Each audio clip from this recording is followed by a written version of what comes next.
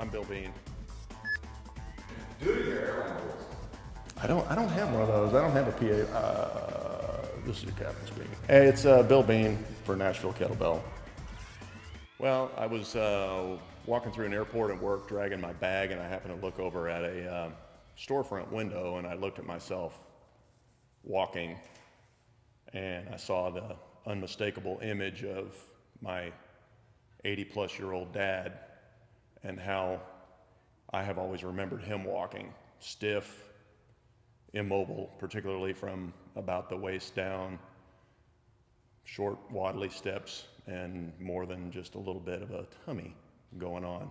And I kind of realized all at once that I was heading towards what I didn't know I didn't know the name for it, but I was heading towards movement dysfunction, and then basically just on the precipice of heading downhill into old age and fatness and pain. And I had already seen, plenty of chiropractors, and for me, physical exertion basically equaled days of pain afterwards. And I just kind of, at some point, drew a line in the sand and said, I don't think this has to be this way. Let's see what I can do about it. I knew how to lose weight, so I started that on my own. And in the interim, when as I was shedding some fat, I started looking into what I thought might be different ways to exercise that I would be interested in. And I can't honestly remember how I stumbled across kettlebells, whether it was on the internet or what, but that appealed to me as far as breaking up the monotony of what I had seen in my previous life of trying to lift, quote unquote, lift weights.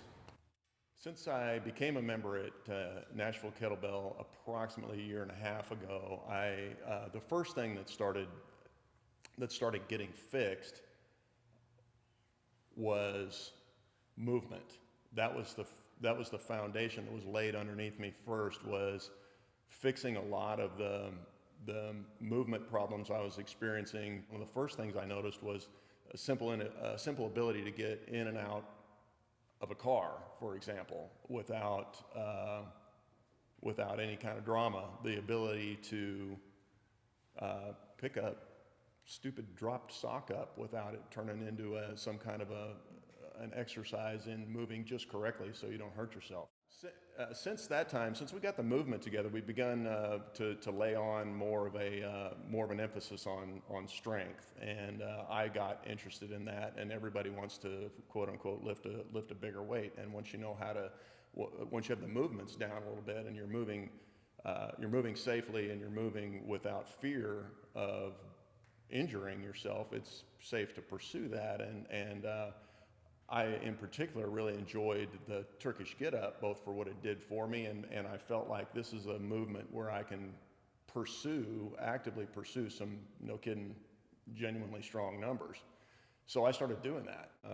A few weeks ago, just shy of my 50th birthday, under Dave's watchful eye, I did a get-up with a beast, a 106-pounder, and I'm pretty proud of that. All the other movements that we practice here as well, the pressing, the swings, are all coming along too, to the point where I feel really comfortable handling some weights that were far out of reach when I got here. Okay, what Nashville Kettlebell in particular, Dave Whitley, with his vast amounts of experience, brings to the table is simply the answers to a lot of questions about what next? What do I do next? What should I be doing? How should I do this? I mean, Tamer can look at you and diagnose a movement problem in about 10 seconds, watching you walk across the floor. So you can flail around at home, do a little bit of this, a little bit of that, or you can have him look at you, screen you, come up with a program, and you can begin to immerse yourself in a no-kidding professional directed program. You will know why you're doing things. You won't be chasing the current fad or anything else. You'll simply be resting assured that you're being directed by somebody who knows what's going on. That's what keeps me coming back, despite the 27-mile plus drive 3 times a week one way to come here, is I'm just now realizing, I'm realizing how deep these waters actually are, how much there is to learn, and how much fun it is to get these little tidbits of information.